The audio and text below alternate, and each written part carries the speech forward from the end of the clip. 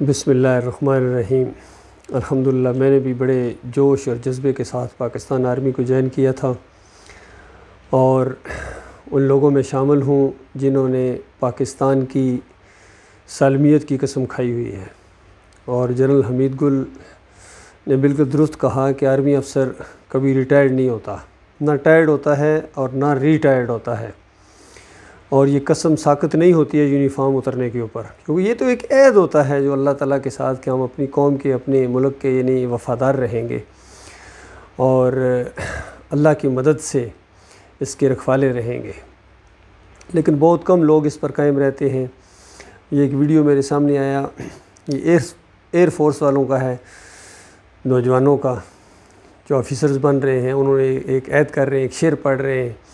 उसके बाद मैं इसके ऊपर तबसरा करूँगा। पहले ये सुनिए।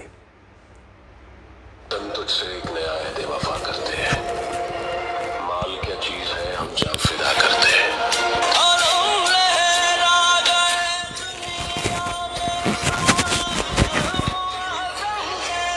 ऐ वतन तुझसे एक नया अहद वफा करते हैं, माल क्या चीज़ है हम जब फिदा करते हैं। ये कह रहे हैं कि ए वतन, हम तुमसे एक ऐद वफ़ा करते हैं।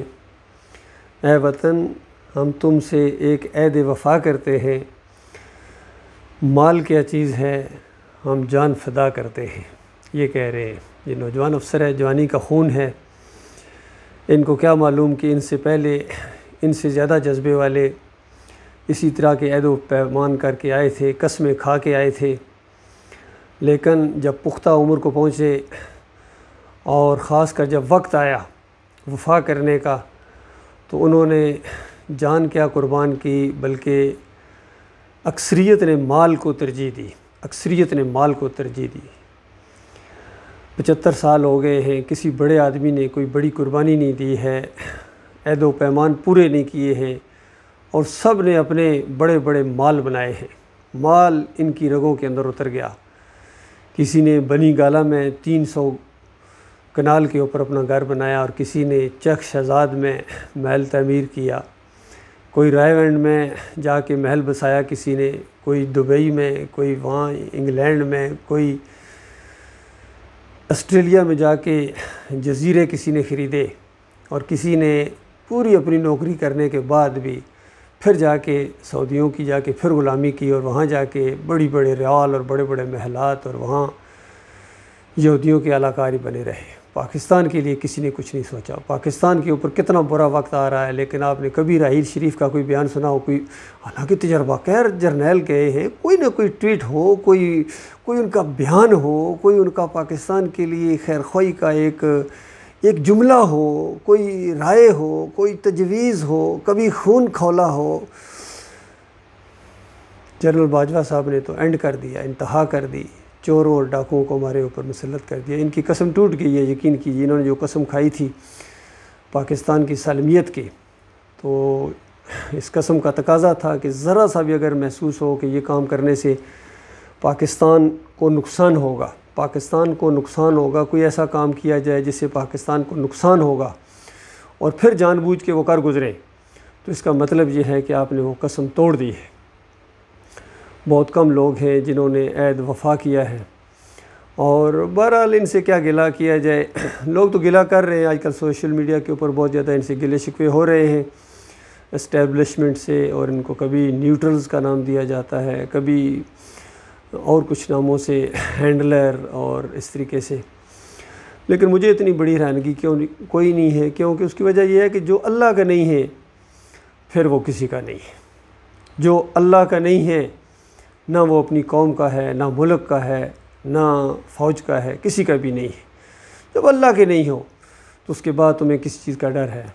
जो वो ऐद व पैमान अल्लाह से करके आए थे जब आदम अलैहिस्सलाम की पुश्त में थे, अभी जब उसने पूछा था अलस्तु बिरब्बिकुम, क्या मैं तुम्हारा अकेला माबूद नहीं हूँ, मैं तुम्हारा रब नहीं हूँ?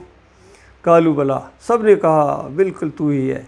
तो अल्लाह ताला ने कहा, सूरह अल-अराफ के अंदर बताया कि ये ऐद व पैमान इसलिए लिए जा रहे हैं कि कल क़यामत के दिन ये ना कहना शुरू कर दो कि शिरक तो हमारे आबा अजदाद ने किया था और हमें पकड़ रहे हैं मालिक, उस वजह से जो ऊपर से एक चीज़ चली आ रही है। तो ये उज़र भी ख़त्म कर दिया गया कि देखना अपने अक्ल को इस्तेमाल करना और ऐद को वफ़ा करना। ये ऐद है, इसी ऐद को याद दहानी करे के लिए अल्लाह ताला ने किताबें उतारी, हर दौर के अंदर अम्बिया को भेजा इसी ऐद को कि देखो वादा करके आए हो अपने मालिक और खालिक से कि हम तेरे साथ किसी को शरीक नहीं ठहराएंगे, तू हमारा अकेला माबूद है।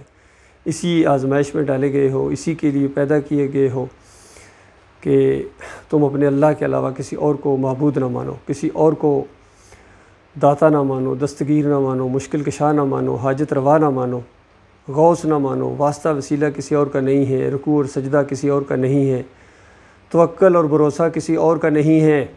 वो तुम्हारा रिज़्क़ देने वाला मालिक है, तुम्हें मुश्किलात से निकालने वाला मालिक है। बस कह दो ला इलाहा इल्लल्लाह मुहम्मद रसूलुल्लाह।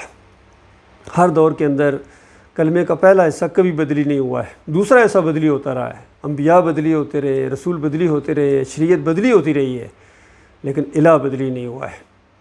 लेकिन हर दौर में मुशरिकीन ने असल में इलाह को बदली किया है, दूसरे इलाह बनाए हैं। मुशरिकीन मक्का के 360 मशहूर हैं।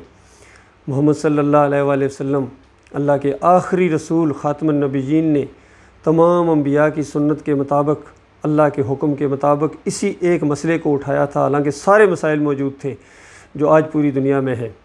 सियासी मसाइल थे, माशी मसाइल थे, हर तरह के मसाइल मौजूद थे, गुरबत थी, ग़ुलामी थी। लेकिन बात कहाँ से उठाई? इलाहुकुम इलाहुन वाहिद, तुम्हारा एक इलाह है।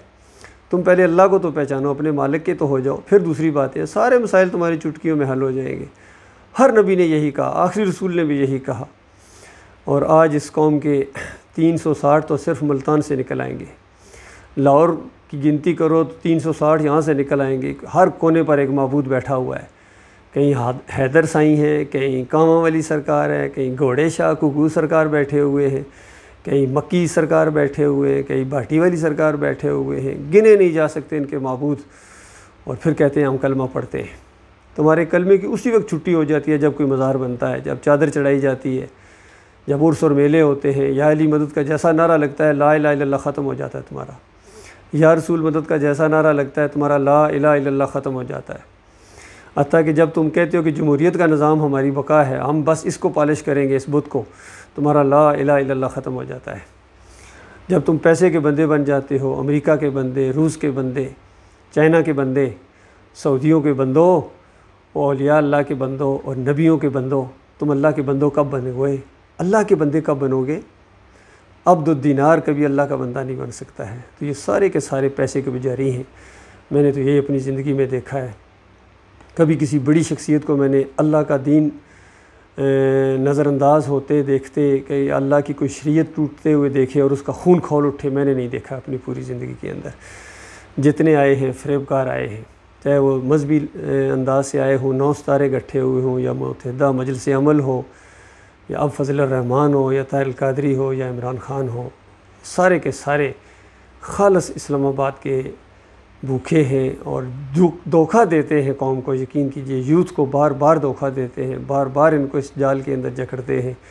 और हर एक कोई रोटी कपड़े और मकान का लालच देता है, कोई नौकरियों का लालच देता है इनको, कोई जो है इनको कहता है मैं मदीना रियासत बना दूंगा। सब झूठे हैं, सब झूठे हैं, सब झूठे हैं। कोई ज़ालिम नहीं कहता है कि अल्लाह की बंदगी करेंगे। मैं ख़ुद अल्लाह का बंदा हूँ, तुम्हें भी अल्लाह की बंदगी की रहनुमाई करूँगा और हम अल्लाह के अलावा किसी और के सामने नहीं झुकेंगे। इन मज़ारों के सामने झुकना शिरक है, कब्रों के सामने, मूर्तियों के सामने, दौलत वाले के सामने झुकना शिरक है, शिरक है। और अल्लाह के अलावा हम किसी के सामने नहीं झुकेंगे। देखिए, सूद जिसको अल्लाह और अल्लाह के रसूल से जंग कहा गया है, आज पूरी इंसानियत मुसलमानों की मैशत की रीढ़ की हड्डी बन गया है। और बिल्कुल ऐलान के साथ कहते हैं, कर्ज़े लेते हैं सूद के ऊपर, अंदाज़ा लगाइए तो फ़ख्र महसूस करते हैं। सूद देना भी जुर्म है, सूद लेना भी जुर्म है और बहुत बड़ा गुनाह है। बहरहाल जो शिरक कर रहे हैं उनको सूद की क्या परवाह। जो अल्लाह के अलावा दूसरों को मदद के लिए पुकारें, इनको दाता कहें, इनको दस्तगीर कहें, इनके चौखटों के ऊपर जाके कदम बोसी करें, पिंडलियाँ दबाएं पीरों की ज़िंदगी में और मरने के बाद उनकी कब्रों पर जाके माथे चूमें उनके चौखटों के और कहें कि ये मोहब्बत है। तुम कहते रहो यही मोहब्बत है। ये वो वही मोहब्बत है जिसको शिरक कहते हैं, जिसको शिरक कहते हैं, ये शिरक है। तो ठीक है, चंद दिनों का मामला है जब घसीटते हुए, यहाँ थोड़े मारते हुए फ़रिश्ते तुम्हें लेके जाएंगे जहन्नम की आग के अंदर। नमाज़ों के बावजूद, तहज्जुद गुज़ारियों के बावजूद, नमाज रोज़े के बावजूद, उम्रे और हज के बावजूद, और वो तुम्हारी ना वर्दी को देखेंगे फ़रिश्ते, ना तुम्हारे बड़े दौलत को देखेंगे, ना तुम्हारे ऊंचे ख़ानदान को देखेंगे, ना शक्ल सूरत को देखेंगे। वो तो ईमान को देखते हैं कि देख तुम्हारा माबूद कौन था, अब बता किधर गए वो जिनको तुम पुकारा करते थे, या अली मदद, या रसूलुल्लाह मदद, या गौस मदद, या इब्राहिम मदद। कहाँ गए अब तुम्हारे वो माबूद, कहाँ गई वो तुम्हारी पार्टियाँ? पुकार अपने लीडर को, पुकार अपने सरदारों को, किधर गए तुम्हारे वो जर्नैल जो कहते थे हम जवानों के बड़े खैर ख्वाह हैं, कहाँ? पुकार उनको। अब तुम्हें इस अज़ाब से बचा सकते हैं। उस वक्त ये सारे पीछे चलने वाले, ख़ासकर वोटर, ये वर्कर, ये जवान, ये यूथ, ये जान जाएंगे कि मारे गए और इन बड़ों ने मरवा दिया। फिर इनके ऊपर लानतें भेजेंगे, वापसी नहीं है। आज मौका है, अल्लाह के बंदो, गौर व फिक्र करो, ईमान खालिस की तरफ आओ और इन झूठी दुनिया से, झूठे नारों से निकलो और सही मानों में अपनी जान को जहन्नम की आग से बचाने के लिए और उस जन्नत को हासिल करने के लिए पहले ख़ुद ईमान लाओ और फिर इसकी दावत दो, इस पर इकट्ठे हो, इस पर इज्तिमाइयत बने, इस पर एक कौम बने। फिर आपस में मोहब्बत भी होगी, लड़ाई झगड़े ख़त्म होंगे, ये फ़िरके ख़त्म होंगे, ख़ासकर बरेलवियत, देवबंदियत, अहले देसियत, ये सारे फ़िरके हैं, फिर जमहूरियत, ये सब कुछ ख़त्म हो जाएगा। अगर तुम्हारे अंदर कोई ईमान की रमक पैदा हो जाए, जाग जाए वो जो चिंगारी जिसको मैं जगाने की कोशिश कर रहा हूँ गुज़श्ता 38 साल से और गुज़श्ता 10-11 साल से इस अंदाज से, ये जो यूट्यूब का दौर और ये जो ख़ासकर सोशल मीडिया का दौर, व्हाट्सअप, ट्विटर, इन चीज़ों के ऊपर भी मैं अपने भाइयों को जगाने की कोशिश कर रहा हूँ। ये सोए हुए, गहरी नींद सोए हुए खरगोश की नींद, और ये उठ नहीं रहे हैं और मुझे ख़तरा है कहीं नींद के अंदर तुम सोते ही ना मारे जाओ। अल्लाह ताला गौर व फिक्र करने की तौफीक अता फरमाए।